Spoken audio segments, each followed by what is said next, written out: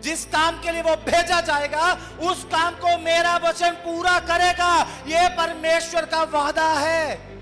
अगर वचन में लिखा है उसके कोड़े खाने से तुम चंगे हुए, और आप इस बात को अपने मुंह से बोलते हो, यीशु के कोड़े खाने से मैं चंगा हूं, यीशु के कोड़े खाने से मैं चंगा हूं, आप देखोगे आपको चंगाई यीशु मसीह के नाम से मिल जाएगी।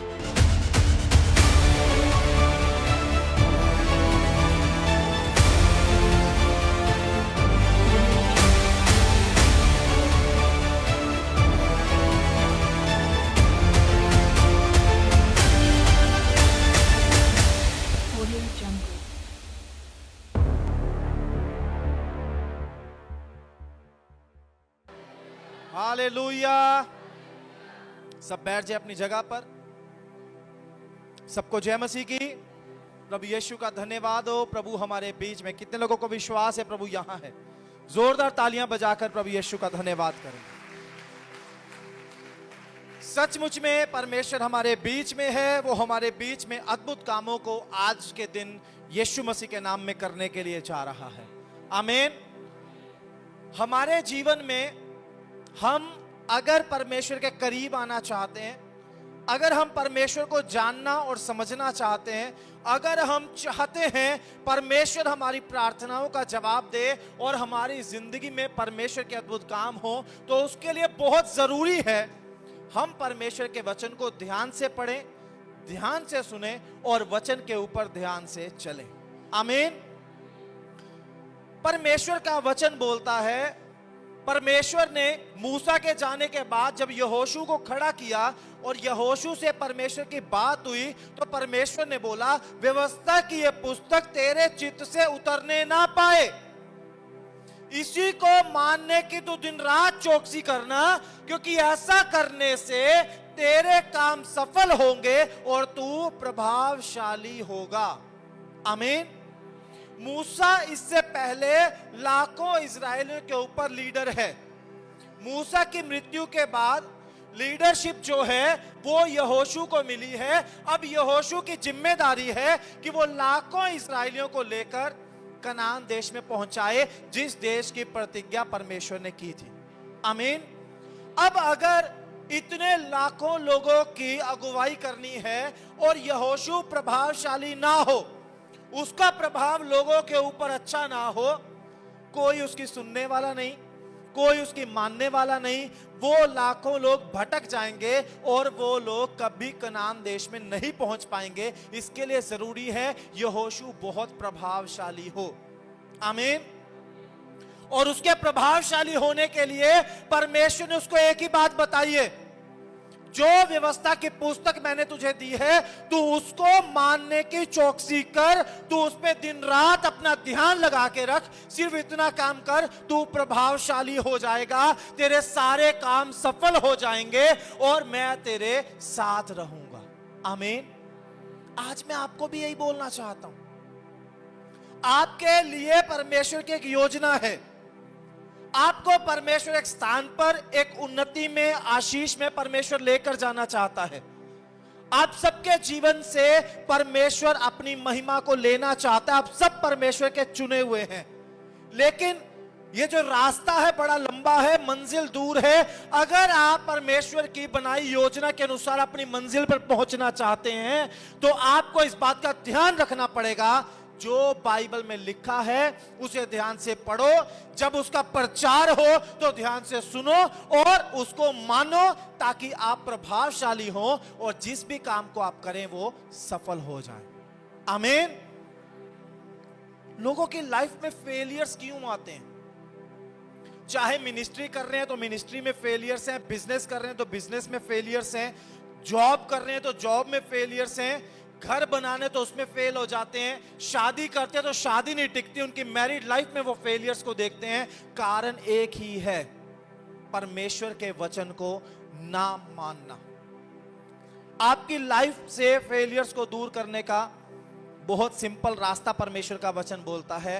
परमेश्वर के वचन को मनन करना, उसको मानने की दिन रात चौकसी करना, क्योंकि ऐसा करने से आपके काम सफल होंगे, आप प्रभावशाली हो जाएंगे।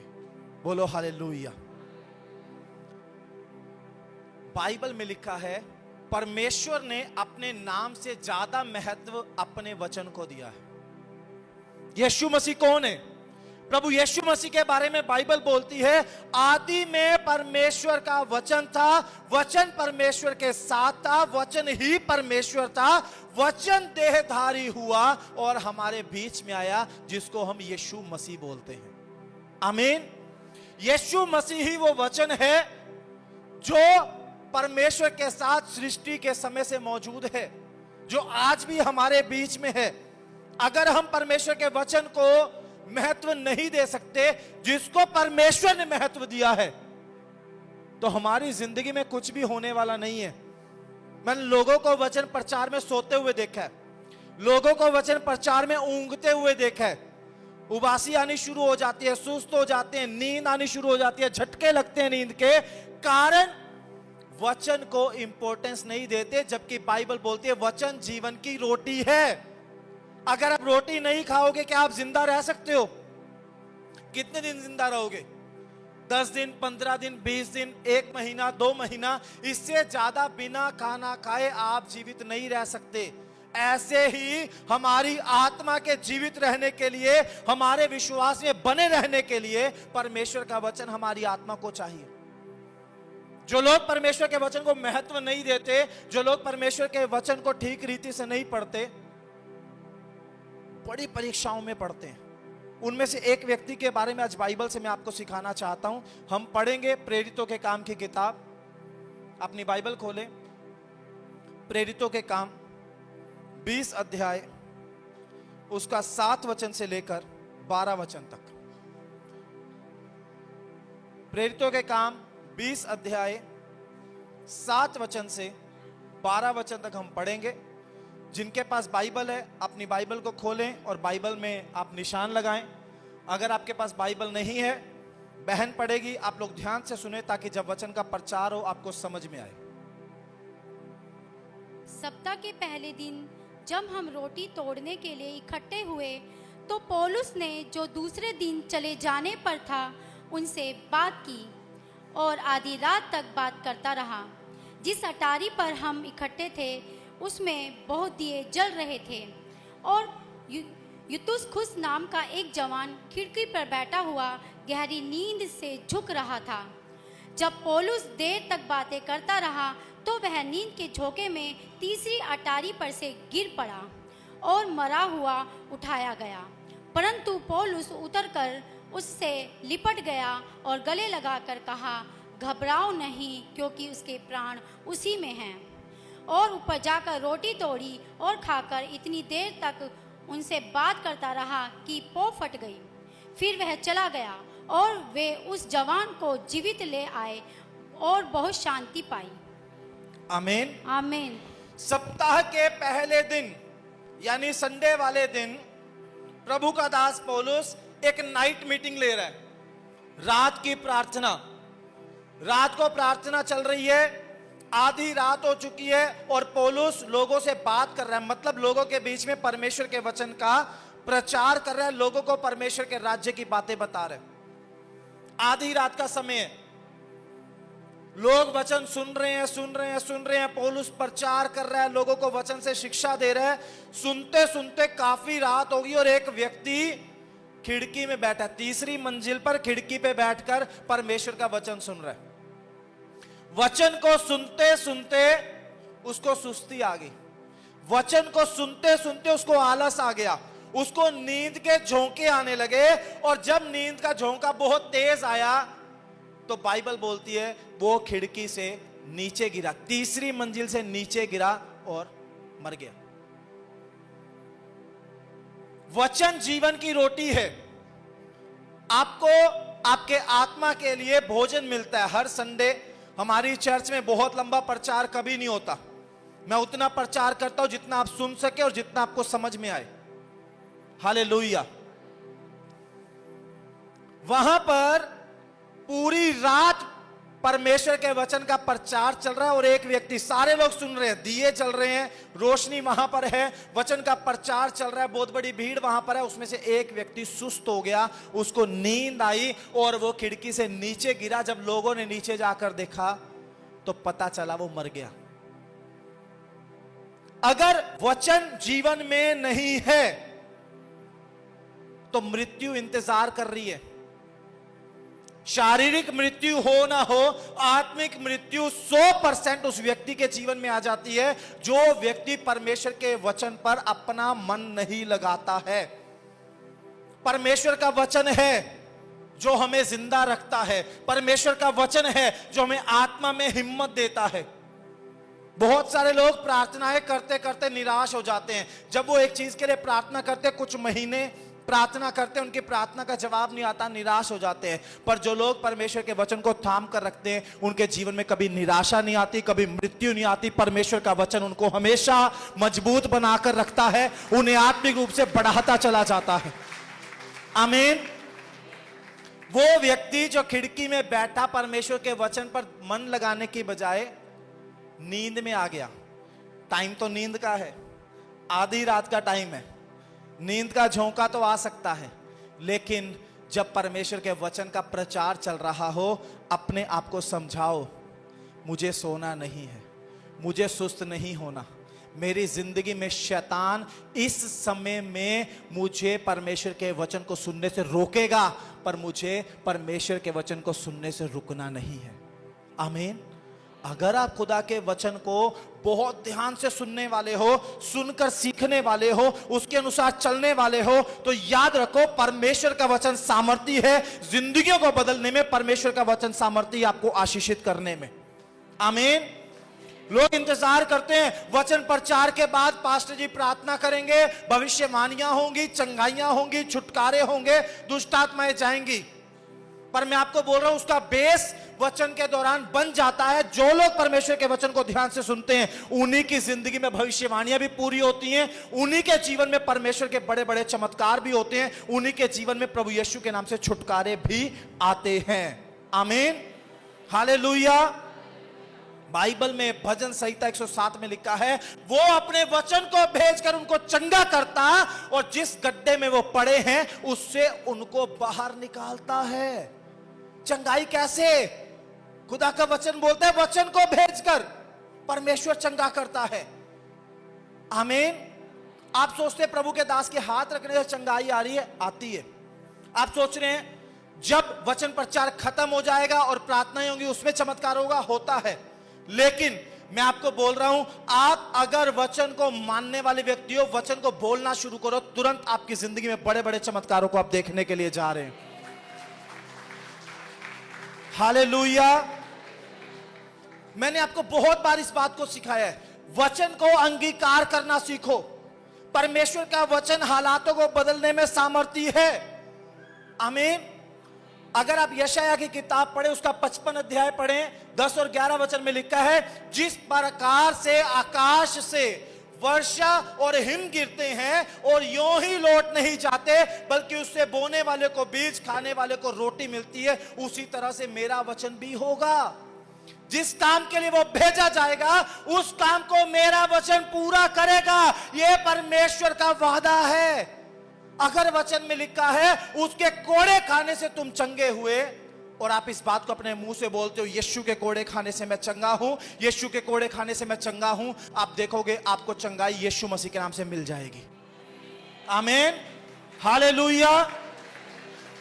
अगर वचन में लिखा है मैंने तुम्हें सांपों और बिच्छुओं को कुचलने का और शत्रु की सारी सामर्थ पर अधिकार दिया है और किसी वस्तु से तुम्हें कुछ हानि नहीं होगी, और आप इस वचन को अंगीकार करते हो, ये वचन मेरे लिए है, आप बोलते हो परमेश्वर ने मुझे सांप और बिच्छुओं को कुचलने का अधिकार दिया है, किसी वस्तु से मेरी कोई हानि नहीं होगी, आप इस वचन को लेकर लगातार प्रार्थना करते हो, जितने जादू टोने मेरे खिलाफ हैं मेरी उनसे कोई हानि नहीं होगी, जितने लोग मेरे खिलाफ हैं मेरी कोई हानि नहीं कर पाएंगे, क्योंकि वचन में लिखा है जितने हथियार तेरी हानि के लिए बनाए जाएं उनमें से कोई भी सफल नहीं होगा। आमीन।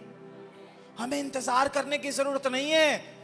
संडे आएगा, प्रभु के दास सिर पे हाथ रखेंगे, प्रार्थना करेंगे और हमारी जिंदगी में चंगाई आएगी, छुटकारा आएगा, आशीष आएगी, बदलाव आएगा। बाइबल आपके पास है, बाइबल को खोलो, परमेश्वर के वादों को पढ़ो, उन वादों को अपने मुंह से डिक्लेयर करो, उनको अंगीकार करो। परमेश्वर का वचन सामर्थी है हालातों को बदल देने के लिए, आपके जीवन को नया बनाने के लिए। आमीन। ये पूरी दुनिया जिसको हम देख रहे हैं आज की तारीख में, जिसमें बहुत सुंदर पहाड़ हैं, बहुत सुंदर बीच हैं, बहुत सारे समुद्र हैं, जिसमें बहुत सारी अच्छी अच्छी चीजें हैं, पेड़ पौधे हैं, जंगल हैं, बहुत सुंदर सुंदर जानवर हैं, बहुत अच्छे इंसान हैं, ये सारी दुनिया जब परमेश्वर ने बनाई तो बाइबल में लिखा परमेश्वर ने कहा, परमेश्वर के मुंह से एक वचन निकला, वो वचन पूरा हुआ। परमेश्वर ने बोला उजियाला हो जा, उजियाला हो गया। कैसे हो गया उजियाला? वहां पर सूरज नहीं है, वहां पर चांद नहीं है, वहां पर सितारे नहीं है, वहां पर कोई आर्टिफिशियल लाइट्स नहीं है, वहां केवल परमेश्वर का वचन है। हम सोचते हैं कर्जा कैसे उतरेगा? कर्जा उतरने के लिए हमारी सैलरी 1 लाख होनी चाहिए, तब हमारा कर्जा उतर सकता है। कर्जा उतरने के लिए हमारी लॉटरी लग जाए तब कर्जा उतर सकता है। कर्जा उतरने के लिए हमारी इनकम इतनी हो जाए तो कर्जा उतर सकता है। हम सोर्सेज की वेट करते हैं, स्रोत की वेट करते हैं कि इस स्रोत से हमारा कर्जा उतरेगा, इस दवाई से हमें चंगाई मिलेगी। मैं आपको बोल रहा हूं, आपको सोर्स की जरूरत, स्रोत की जरूरत नहीं है। आपके पास परमेश्वर का वचन है जो सोर्सेज को क्रिएट करने वाला है, जो इस स्रोतों को बनाने वाला है। आप वचन को बोलो, आपके लिए बन जाएगा और आप कर्जे से आजाद हो जाओगे यीशु के नाम से। आमीन। परमेश्वर का वचन सब कुछ क्रिएट करने की, सब कुछ बनाने की सामर्थ्य रखता है।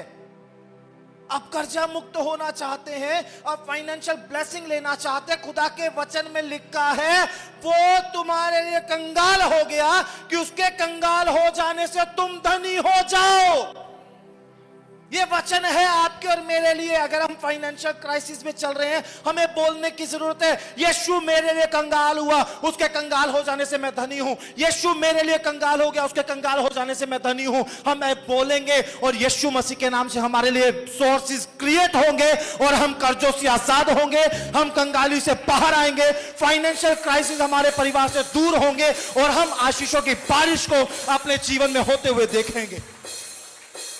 आमीन, हालेलुया। ये सामर्थ्य है खुदा के वचन में। हम परमेश्वर के वचन की सामर्थ्य को समझ नहीं पाए। बाइबल में लिखा है तुम पवित्र शास्त्र और परमेश्वर की सामर्थ्य को नहीं जानते, इसलिए भारी भूल में पड़े हो। अगर आप पवित्र शास्त्र में लिखे हुए वचनों को जान लो, वचनों को समझ लो, वचन की सामर्थ्य को समझ लो, सारी भूल से निकल जाओगे और जो कुछ अपने जीवन में देखना चाहते हो वचन के द्वारा आप क्रिएट करना शुरू कर दोगे यीशु मसीह के नाम से। आमीन। जिस वचन से परमेश्वर ने इस पूरी दुनिया को, इस कायनात को क्रिएट किया, बनाया है, वो वचन खुदा ने आपके हाथ में दे दिया है। अब आपकी बारी है, उसका इस्तेमाल करो और अपने लिए आशीषों को बनाना शुरू करो, अपने लिए बंद रास्तों को खोलना शुरू करो, अपने लिए बंधनों को तोड़ना शुरू करो, अपने लिए दुष्ट आत्माओं पर जय पाना शुरू करो, क्योंकि वो वचन अब आपके हाथ में है, उसका इस्तेमाल करना शुरू करो। आमीन। अगर आप परमेश्वर के वचन को हाथ में लेने के बावजूद भी उसकी सामर्थ्य को अब तक नहीं समझ पाए, उसको लेकर प्रार्थनाएं नहीं कर पाए, उसके अनुसार चल नहीं पाए, आप बहुत बड़ी भूल में अपने मसीह जीवन को जी रहे हैं। आप बहुत बड़े धोखे में अपने जीवन को लेकर चल रहे हैं। आपकी उम्र क्या है मायने नहीं रखती, आप मसीह में कब से हैं मायने नहीं रखता, आप यीशु मसीह के पास चर्च में कितने समय से आते हैं मायने नहीं रखता। मायने ये रखता है आप वचन को कितना पढ़ते हैं, कितना समझते हैं, उसके अनुसार कितना चलते हैं और कितना वचन को अपने जीवन में इस्तेमाल करते हैं। ये बातें मायने रखती हैं कि आपकी जिंदगी में आने वाले दिनों में क्या होने वाला है, आप अपने फ्यूचर में क्या देखने वाले हैं। आमीन, हालेलुया। हर बंदा चाहता है मैं प्रभावशाली हो जाऊं, मेरा इंपैक्ट मेरे ऑफिस में अच्छा होना चाहिए, मेरा प्रभाव मेरे परिवार में अच्छा होना चाहिए, मेरी रिस्पेक्ट जहां पर मैं रहूं वहां पर अच्छे से होनी चाहिए। अगर आप ऐसा चाहते हैं तो खुदा के वचन को मानना शुरू कर दो, क्योंकि खुदा ने यहोशू से यही बोला था, तू व्यवस्था को दिन रात मानने की चौकसी कर, ऐसा करने से तू प्रभावशाली होगा और तेरे सारे काम सफल होंगे। आमीन, हालेलुया। तो प्रेरितों के काम की किताब में यह जो व्यक्ति है, ये परमेश्वर के वचन को सुनने में नाकाम हो रहा है।